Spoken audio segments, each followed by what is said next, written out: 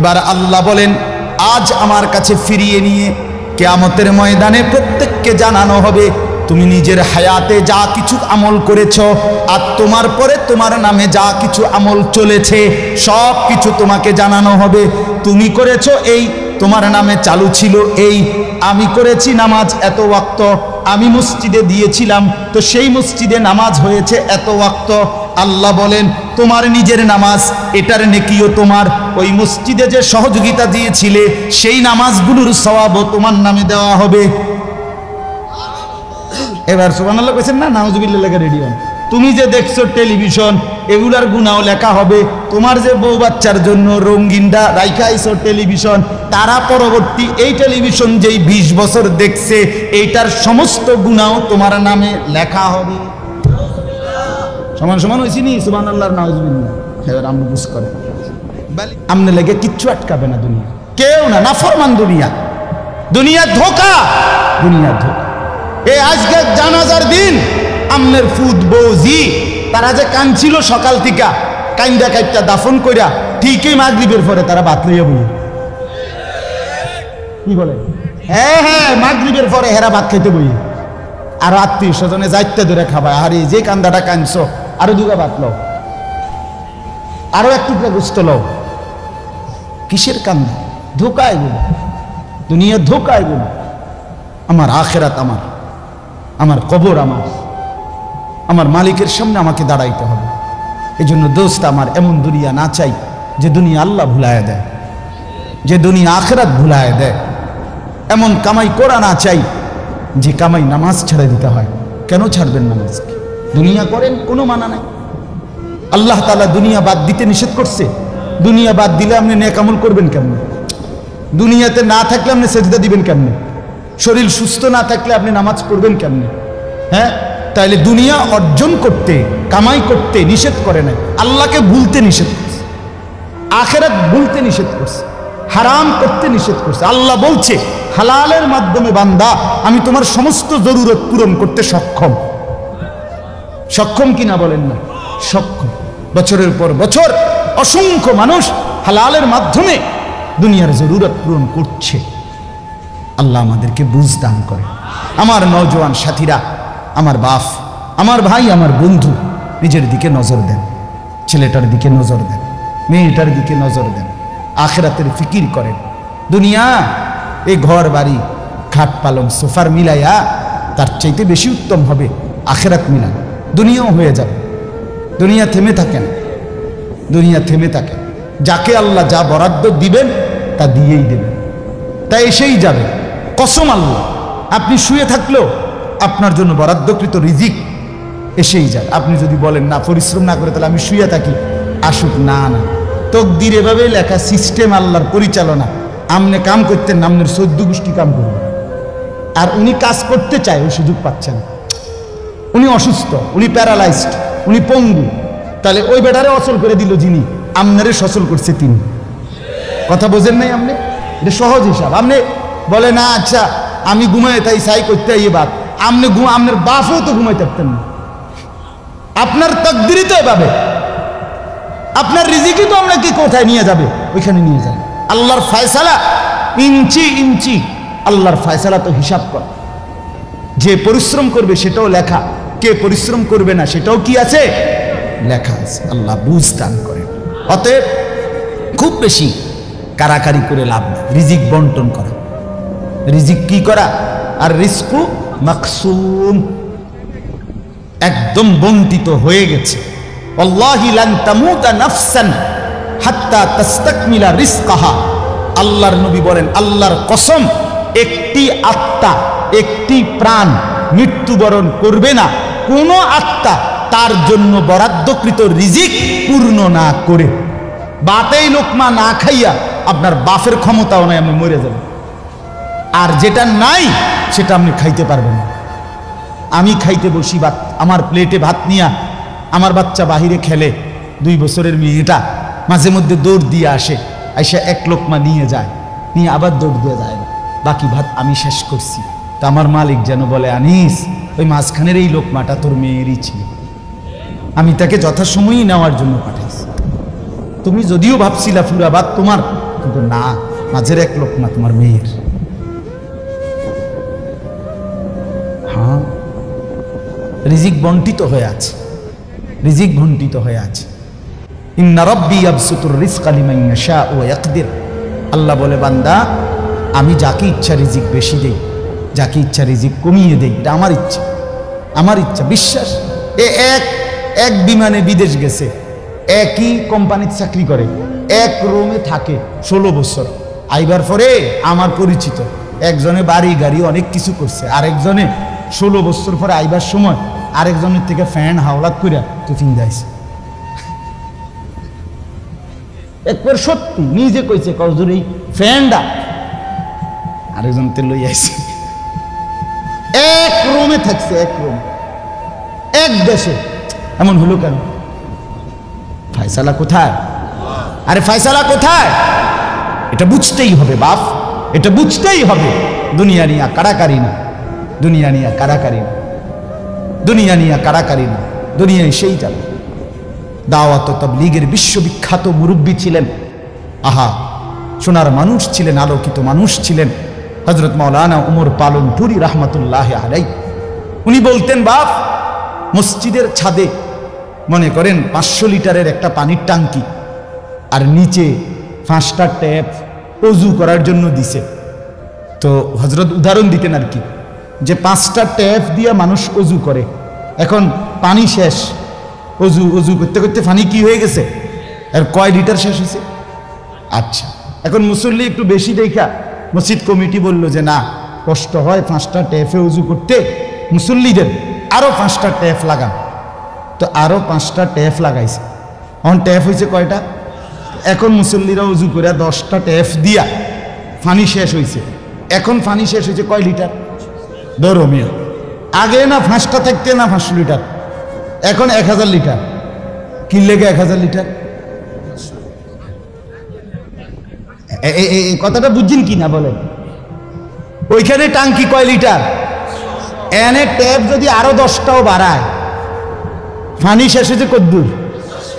এই কথা, এটা আপনি যত দাম দেয় বাড়ান, শেষ পর্যন্ত একত্র করলে এই 18টি 318 অথবা কি 9 দুগুণে 18। কথা বুঝছেন? হয়তো 3খানে 6 করে 18 হয়েছে, আর অথবা 9 9 18 হয়েছে, আর অথবা ডাইরেক্ট 18। তার মানে 18 ঠিক, হয়তো 318 অথবা 9 দুগুণে 18 অথবা ডাইরেক্ট কি 18। মানে আমনে দান্দা বাড়াইয়া লাভ না, বাড়াইতে হইব ওই টাঙ্কি আসমানে বাড়াইতে হবে। কোরআনুল কারীমে স্পষ্ট কোরআনের আয়াত আছে, অফিস সামাই রিজকুকুম। একটা ডাইরেক্ট বাংলায় কইছে আল্লাহ। আমার শায়েখ আরিফ বিল্লাহ হাকিমুন নফস আল্লামা মুফতি মুশতাকুন নবী কাসিমি, এ হুজুর মাঝে মাঝে মহব্বতে এই কথাটা বলে। কোনো কথা একদম খুব স্বাভাবিকভাবে যখন আল্লাহ বলছেন, মনে হয় যেন বাংলায় বলছে। আল্লাহ বলে, অফিস সামাই রিজকুকুম, বান্দা তোমাদের রিজিক আসমানে, আসমানে, আসমান। কোথায় বলেন না? এ খেতে না, গার্মেন্টসে না, মেলে না, ফ্যাক্টরিতে না, এগুলো সব আল্লাহর ফায়সালায়, আসমানি ফায়সালায় এখানে উৎপাদিত হচ্ছে। আল্লাহ আমাদেরকে বুঝ দান করেন। আমি আমার এই কথাটাই হৃদয়ের সবটুকু দিয়ে বুঝাইতে চেষ্টা করলাম। শুধু কেবল দুনিয়া নিয়ে কারাকারি করা না, শুধু দুনিয়া নিয়ে ব্যস্ত না জিন্দিগি।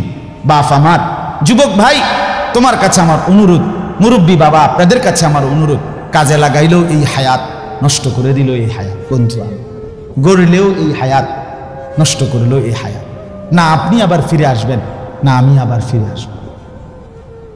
দোস্ত আমার, হায়াতকে কদর করে, জিন্দিগিকে কদর করে। আর আসবেন না আপনিও, আর আসবো না আমিও। এবার আমার এই আয়াতের তর্জমাগুলো শুনেন, তাহলে আমার কথা শেষ। আমি কয়েকটা আয়াত, ছোট্ট ছোট্ট আয়াত, 15টা আয়াত পড়ছি। অল্প সময় আমি কথা শেষ করে দিচ্ছি। মূলত এখানে 29 নম্বর পারা, কোরআনুল কারীমের 75 নম্বর সূরা। সূরাটার নাম হলো কিয়ামাহ, মানে কিয়ামত, কিয়ামত আর কি এই শব্দটা, এই সূরাটার নাম।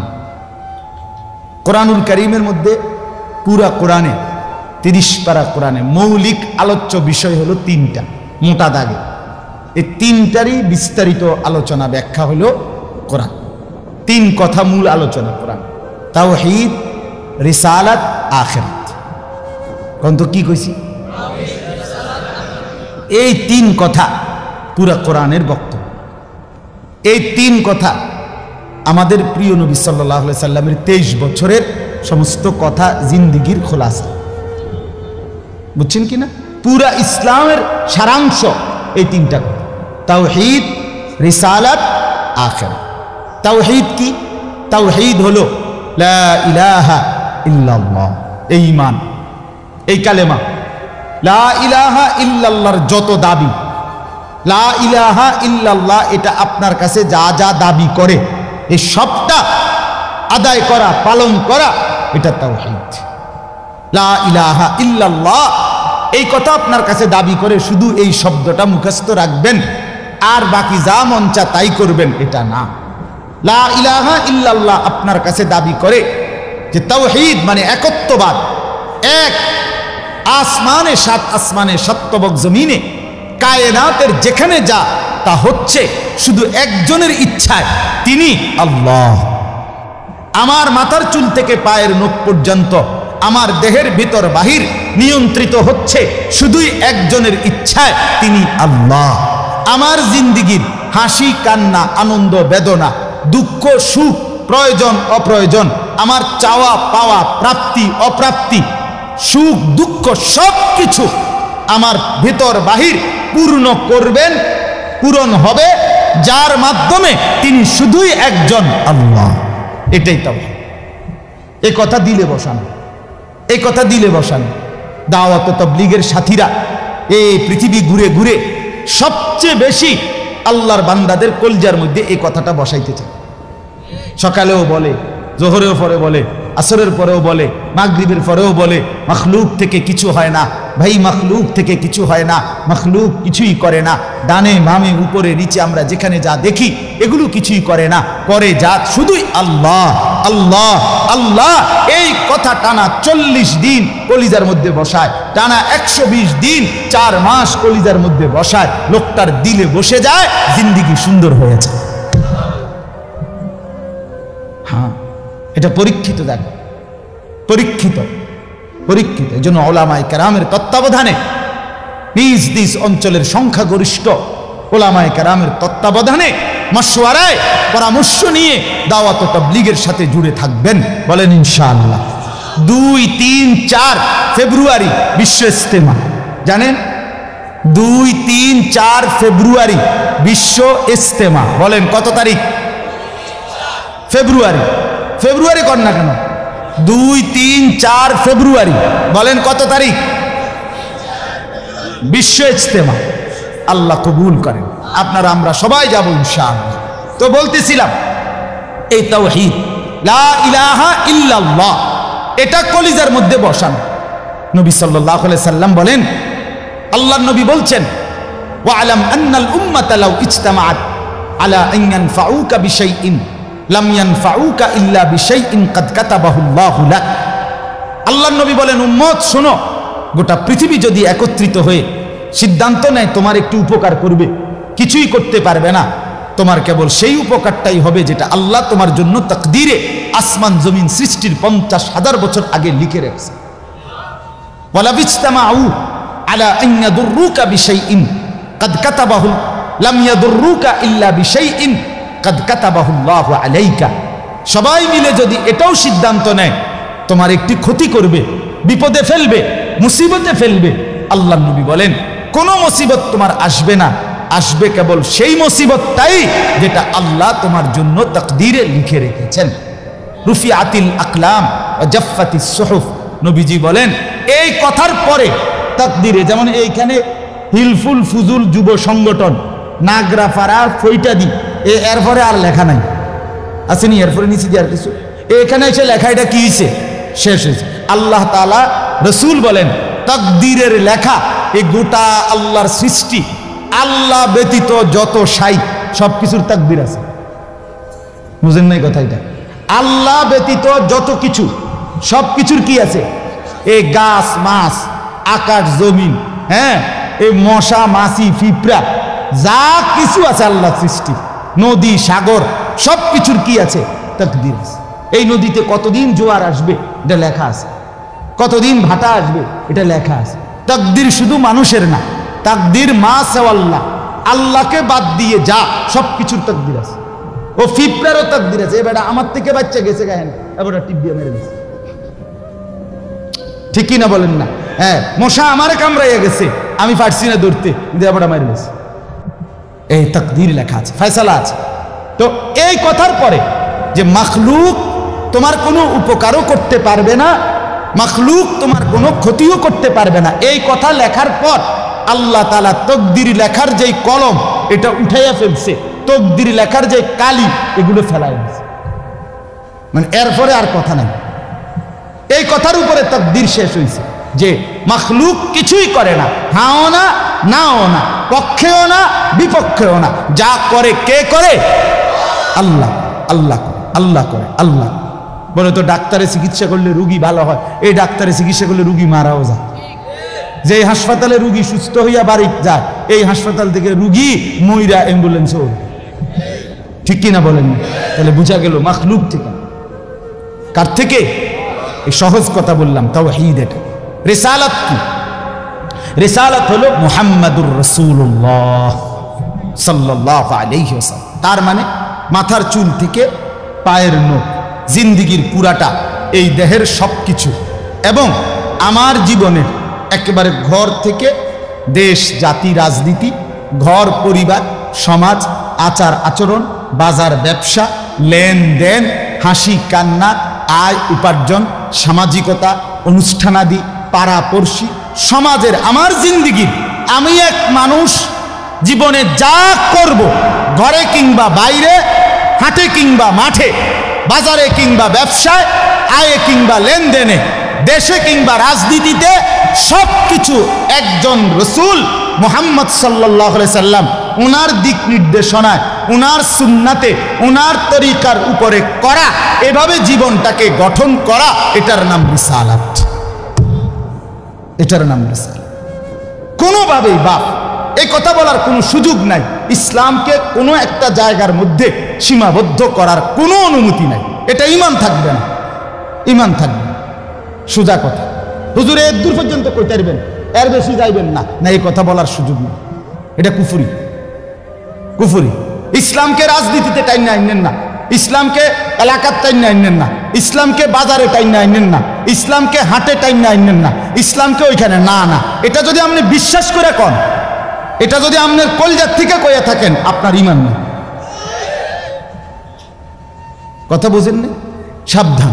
হ্যাঁ, অপ্রিয় হইতে পারে কোনোটা, কোনোটা আপনার অপছন্দ হইতে পারে, কোনোটা আপনার গায়ে লাগতে পারে, কোনোটা আপনার নেগেটিভ হইতে পারে, কিন্তু এর মানে ইসলাম, আল্লাহর কোরআন, শরীয়তের বিধান, রাসূলুল্লাহর সুন্নাহ, জিন্দেগি আপন ধারায় চলতে দিতে হবে।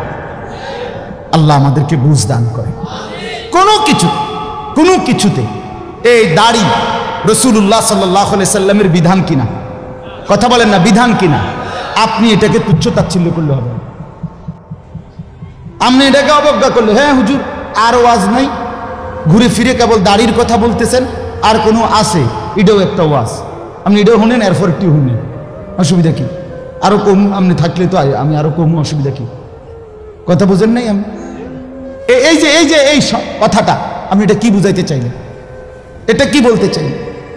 আমি একবার একজনকে বলছিলাম যে আমি এই বলতে পারবো না, ওই বলতে পারবো না, একটা কাগজ লিখে দিছে উনি, এডি কম যাইত না। আমি মাশাআল্লাহ, যেটি কওয়া যাবে না, এরপরে নিচে লিখে দিছে কোরআন সুন্নাহর কথা বলবেন। তো আমি বললাম এগুলো তো বাদ দিলাম, কোরআন সুন্নাহর কথাগুলো এডি বাদ দিয়া কি হইতে পারে? আঙ্কেল, আপনি যদি স্যাম্পল হিসাবে আপনি কদ্দুর 10টা মিনিট কইয়া দেন যে এগুলো হইল কোরআন হাদিসের কথা, এরপরে আমি ব্যাখ্যা করবো, আপনি কদ্দুর শুধু মূল বক্তব্যটা শিরোনাম দিয়ে আপনি কদ্দুর কইয়া দেন যে এটা কি কইতাম, আপনি কম এগুলো কি আর আমরা জানি? তো আপনি না জানলে কাগজ বলুন, এটা তো একটা স্ববিরোধী কথা হলো। স্ববিরোধী কথা না, আপনি জানেন না, এদিক দিয়েও আপনি এটা বুঝেন, আবার আপনি আইন কানুন দেখাইতে আছেন, তো এটা আপনি কি বুঝে আইন দিলেন? আল্লাহ আমাদেরকে বিবেক দান করেন। এটা ইনসাফ না, বরং জীবনের সব কিছু রাসূলুল্লাহ সাল্লাল্লাহু আলাইহি ওয়াসাল্লামের সুন্নাহর আলোকে, দিক নির্দেশনার আলোকে পালন করা, এটা ইনসাফ, এটাই দ্বীন, এটাই ইসলাম, এটাই শরীয়ত, এটাই নাজাত, এখানেই জান্নাত। আমার ঘাটতি আমাকে মেনে নিতে হবে, আমার কমতি আমাকে এটা মেনে নিতে হবে। মেনে নিতে হবে কিনা বলেন? হ্যাঁ, স্বীকার করতে হবে এটা আমার কমতি, এটা আমার ঘাটতি। অবজ্ঞা করা যাবে না, তুচ্ছ তাচ্ছিল্য করা যাবে না, টিটকারি মস্কারি করা যাবে না। ইসলামের একটা ছোট্ট জিনিসকেও তুরস্কার করা, তুচ্ছ তাচ্ছিল্য করা, ইস্তেহজা করা, এটা কুফর। আপনি জিজ্ঞাসা করেন ওলামায়ে কেরাম, এটা শরহে আকায়েদের মাসআলা। কুফরি কুফরি। আমনে দাড়িকে, মিসওয়াককে, টুপিকে, পাঞ্জাব, যা কিছু ইসলামের নিদর্শন, তার একটি জিনিসকেও আপনি অবজ্ঞা করতে পারবেন।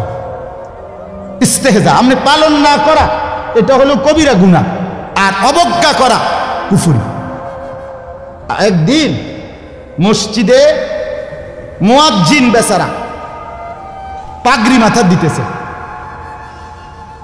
ভদ্রলোক পয়সাওয়ালা মাতবরে এনে খাড়াইয়া এক পাশে প্রথম কাতারে, সে বলতেছে এই সমস্ত তেনাতুনা বান্ধনের টাইম এখন আসেনি।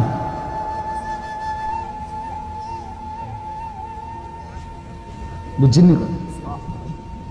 হে প্রথম কাতারে পয়সা ওরা টাইলসের টেয়া দিছে, বুঝেন না কথাটা? মসজিদে টাইলসের টেয়া দিছে, এবার তো মসজিদে তো উনি টাইলস না দিলে আমরা নামাজ পড়লাম বলে কেমনি? বাপরে বাপ, আপনি এটা কি বলবেন? কাকে তিরস্কার করলেন?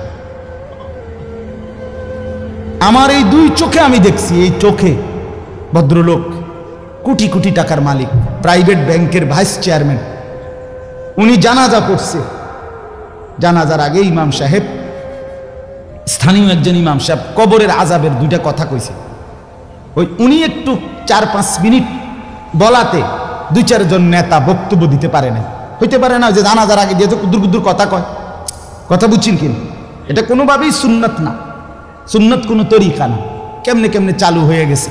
যাই হোক, তো ওই ইমাম সাহেব কবরের আযাবের কথাটা বলাতে হতে পারে 2-4 জন নেতার বক্তব্য দিতে কি হয়েছে, একটু সময় হয়েছে না বা পারছে না দিতে।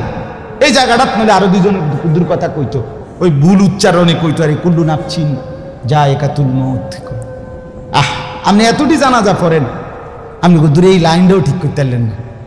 এই কথাটা কমপক্ষে ঠিক করতেন যে আমি যেহেতু প্রায় জানাজা ফরন লাগে, হ্যাঁ এটা তো কুদুর ঠিক করিনি, এইটাও করতে পারেন।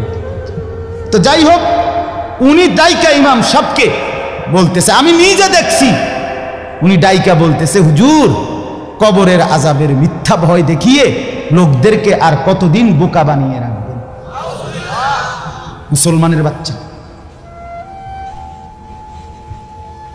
জানাজা পড়ছে, অহংকার করে গেলেন দুনিয়াতে, আর কি। এরপরে মরতেন না, আপনি মরতেন না, আপনি কবরে যাইতেন না শেষ পর্যন্ত, না ফেরেশতা আপনারে দেখবে না কবরে। আল্লাহ আমাদেরকে বুঝ দান করে। আমার বাপ, আমি দিল থেকে বলতেছি, অন্তর থেকে, পুরা দিন রাসূলুল্লাহ সাল্লাল্লাহু আলাইহি সাল্লামের সুন্নাতকে, নবীজির কোনো তরিকাকে, কোনো কথাকে আপনি প্রথম ধাক্কায় ফেলে দিবেন না। কথা রুচেন কিনা বলেন? মাথা নোয়ায় ফেলবেন, নত নিজেকে ছোট করেন, এরপরে ভাবেন আমার এই ত্রুটির সমাধান কি করতে পারি। ঠিক কিনা বলেন? না আল্লাহর কাছে বলেন, মাওলা আমি যে এই কারণে পারতেছি না, আপনি তৌফিক দেন, আপনি সুযোগ দেন, আপনি ব্যবস্থা করেন। আল্লাহ চাইলে ব্যবস্থা করে দেন। তাহলে রিসালাত 3 নাম্বার হলো আখিরাত। 3 নাম্বার হলো কি? আখিরাত মানে জীবনের সব কিছুকে, আখিরাতকে মাথায় নিয়ে আমাকে মরতে হবে। কবর, হাসর, মিজান, ফুলসিরাত, আমার হিসাব, আমার আমল নামা, ফুলসিরাত পার, জান্নাত কিংবা জাহান্নাম, এইটাকে মাথায় রেখেই আমার হাঁটা চলা, আয় উপার্জন, স্ত্রী সন্তান, সংসার, আমার চলা ফেরা, আচার অনুষ্ঠান, বাজার ব্যবসা, লেনদেন, মানে কোনো কিছু করতে গিয়ে আমার যেন আখিরাত ক্ষতিগ্রস্ত না। ওয়া ইন্না দারাল আখিরাতা লাহিয়াল হায়াওয়ান, আল্লাহ বলছে বান্দা ওই আখিরাতটাই হলো বেঁচে থাকা। দুনিয়া তামাশা, কোরআনের স্পষ্ট আয়াত, ওমা হাদিহিল হায়াতুদ দুনিয়া ইল্লা লাহবুন ওয়া লাইব। আল্লাহ বলছে বান্দা দুনিয়া আর কিছুই নয়, শুধুই তামাশা, শুধুই খেলাধুলা। অতএব দয়া করে, আমার সময় নাই, আমি আর বাড়াতে পারছি না, কিন্তু এই কথাটাই আপনাদেরকে বুঝাইতে চাই, আমার সব কিছুর মধ্যে আখিরাতকে সাথে নিয়ে, সামনে নিয়ে যদি জীবন চালাই, আল্লাহর কসম দুনিয়ার সব প্রয়োজন পূরণ হবে, আখিরাতের জান্নাতও মিলে যাবে। আপনি ঠকবেন না বাপ। ফজরের নামাজ পড়লে কেউ ঠকে না, 5 ওয়াক্ত নামাজ পড়লে কেউ ঠকে নাই দোস্ত। হারাম উপার্জন করে কেউ লাভবান হয় নাই। গুনাহ কাউরে তৃপ্তি দেয় না, গুনাহ কাউরে, কোনো সুদখোর তৃপ্তিতে নাই, কোনো ঘুষখোর তৃপ্তিতে নাই, কোনো কিস্তিওয়ালা তৃপ্তিতে নাই। 90,000 টাকা ইনকাম করে, 60,000 70,000 মাসে ন্যূনতম কামাই। আমি নিজে জিগাইছি, কাকু কিস্তি কয়টা? 60টা। কিস্তি চলে 60টা, মাসে ইনকাম 70,000। তাহলে 70,000 টাকা ইনকামের পরে যদি কিস্তি চলে 60টা, আমার মসজিদের ইমাম সাহেবের বেতন 10,000 8,000, এবার আর কিস্তি চলার কথা কয়টা? কিন্তু ইমাম সাহেবের কোনো কিস্তি নাই, ঠিক কিনা বলেন না? ইমাম সাহেব কিস্তিও নেয় না, এশার নামাজের পরে ফজর পর্যন্ত চুরিও করে না, ডাকাতিও করে না। বেটা মালিকের ঘরে সেজদা করে, আল্লাহর ঘরের গোলামি করে, খোদার 30 দিন 10,000 টাকা দিয়ে বউ বাচ্চা নিয়ে ইজ্জতের সাথে হাসি মুখে ধোয়া সাদা পরিষ্কার পায়জামা পাঞ্জাবি পরে আল্লাহর জিন্দিগি, আল্লাহর দুনিয়ায় জিন্দিগি কাটায় ফেলে। ওনার কিস্তি লাগে। আমার একবার একজনে কইছে, হুজুর রে আল্লাহ চালা, এরকম কইছি, আর একজন কইয়া উঠছে, আরে আমি তো আমনের কি ইবলিসে চালা, আমনের কি শয়তানে চালাইনি? কথা বলেন না কেন? তো যেই আল্লাহ হুজুর রে 80,000 টাকা দিয়ে চালাইতে, আরে আমনের চালাইতে 80,000 লাগে কা? আমনের কিস্তি 4টা লাগে কেন? আমনে মূলত শয়তানের হাতে নিজেকে তুলে দিয়েছেন। আল্লাহর হাত থেকে ছুটাইয়া নিয়া কার হাতে দিছেন? ইবলিসের হাতে, ইবলিসের হাতে। আপনি সুখ পাইতেন না, মনে রাখেন, আমি লিখকে দিলাম, সিল মাইরা দিলাম, আমার সিল আছে, সুন্দর সিল, ওই যে কম্পিউটার সিল যে থাক, আমার এডি সিল আছে। আপনি সুখ পাইতেন না, আপনি তৃপ্তি পাবেন না। গুনাহ তৃপ্তি দেয় না। এক সাগর, আটলান্টিক মহাসাগরের সব পানি যদি কোনো নেশাখোর, মদখোর, কোনো গাঞ্জাখোরকে দেওয়া হয়, সব পান করার পরেও তার তৃপ্তি হবে না, কিন্তু 1 গ্লাস পবিত্র পানি পান করে তৃপ্ত হয়ে যায় হালাল। সারা পৃথিবীর 100 কোটি নারী যদি আজকের অসভ্য উলঙ্গ ছবি দেখে, যেই যুবক এরে যদি 100 কোটি নারীও উলঙ্গ করে দেখায়, কসম আল্লাহর, এই জানোয়ারের তৃপ্তি হবে না। কিন্তু একজন পুরুষ 70 বছর 90 বছর একজন হালাল স্ত্রী দিয়া তার জিন্দিগি কাটায় ফেলে। হালাল তৃপ্তি দেয়, হারাম কি দেয় না? আল্লাহ আমাদেরকে বুঝ দান করে। অতএব আখিরাতকে বাদ না দেওয়া। যুবক বন্ধু তুমিও না, বুড়া বাপ আপনিও না, পর্দার আড়ালের মা বোন আপনারাও না। আল্লাহ আপনাদেরকে তৌফিক দেন, আল্লাহ আপনাদেরকে কবুল করেন। এই আয়াতগুলোতে আল্লাহ আখিরাতের কথা বলছে। আমি শুধু এক টানে তর্জমা বলছি, লা উকসিম বিয়াউমিল কিয়ামা। আল্লাহ বলেন আমি কসম করছি কিয়ামতের দিনের। ওয়ালা উকসিমু বিন নাফসিল লাওয়ামা। সাথে সাথে আমি আল্লাহ কসম করছি ওই অন্তরের, যেই অন্তর মানুষকে গুনাহের কারণে তিরস্কার করে, নেক কাজে উৎসাহিত করে। সুবহানাল্লাহ। আয়াহসাবুল ইনসানু আল্লান নাজমা ইজামা। আল্লাহ বলে, মানুষ তোমরা কি ভেবেছ? তোমরা কি এই মনে করো আমি আল্লাহ কবর থেকে ছড়িয়ে ছিটিয়ে যাওয়া হাড্ডি গোশত, যেগুলো ছিন্ন ভিন্ন হয়ে নিঃশেষ হয়ে গেছে, আমি সেগুলোকে একত্রিত করতে পারবো না? সুবহানাল্লাহ। আল্লাহ বলে, বালা কাদিরিনা আলা আন নুসাব্বিয়া বানানা। এক মিনিট, এই যে ফিঙ্গার দেয় যে, বোঝেননি? ফিঙ্গার নেয় না এমনি, ফিঙ্গার এই এতটুকু জায়গার মধ্যে 800 কোটি মানুষ যদি ফিঙ্গার দেয়, এই জায়গা একরকম, একই সাইজের এই বৃদ্ধাঙ্গুলির এটা, কিন্তু 800 কোটি ফিঙ্গার ভিন্ন ভিন্ন। আচ্ছা, এই এদুর জায়গার ভিতরে 800 কোটি ডিজাইন কেমনে করলো? বুঝেন না কথাটা? জায়গাতেই করবে, এটার ভিতরে আপনি কয়টা আঁক দিয়ে কয়টা আলগা আলগা করতেন পারবেন, করেন না আপনি, 30টা নাহলে 300টা, 800 কোটি কেমন করলো ফিঙ্গার, এই ফিঙ্গার এটা এখানে। আমাকে হাজি মহিলা হারায় গেছে, বেডি রোমের থেকে চলে গেছে মক্কা শরীফ, কিচ্ছু নিছে না, কারণ কোনো কাগজ বেডির লাগে নাই, পাই না হারায় গেছে। রাত্র 11টা বাজে মহিলারে মোয়াল্লেমে গিয়া ঠিকই সৌদি আরব মোয়াল্লেম অফিস থেকে নিয়ে আসছে। কেমনে আনলো? ও ফিঙ্গার দিছে আর বেডির পুরা ঠিকানা বাইরেছে। বুঝেন নাই কথা? ওই এয়ারপোর্টে না কি নিছে, ফিঙ্গার নিছে।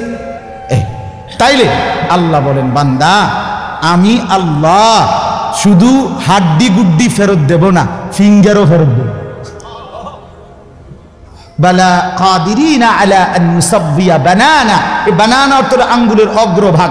আঙ্গুলের অগ্রভাগে যেই দাগগুলো ছিল, ঠিক যারটা যেটা ছিল দুনিয়াতে থাকাকালীন, কিয়ামতের ময়দানে উঠাইবার সময় ওই ফিঙ্গার মিলাইয়া যদি এখানে ফিঙ্গার দিয়ে রাখো, হাসরের মাঠে ফিঙ্গার দিল, এক ফিঙ্গার আসবে।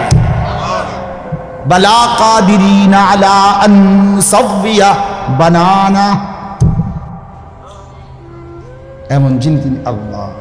বাল ইউরিদুল ইনসানু লিয়াফজুরা আমামা, আল্লাহ বলে অথচ মানুষ সে বর্তমানকে তো অস্বীকার করে করে আর সামনের ভবিষ্যৎ নিয়েও আমি আল্লাহর সাথে তর্ক করে।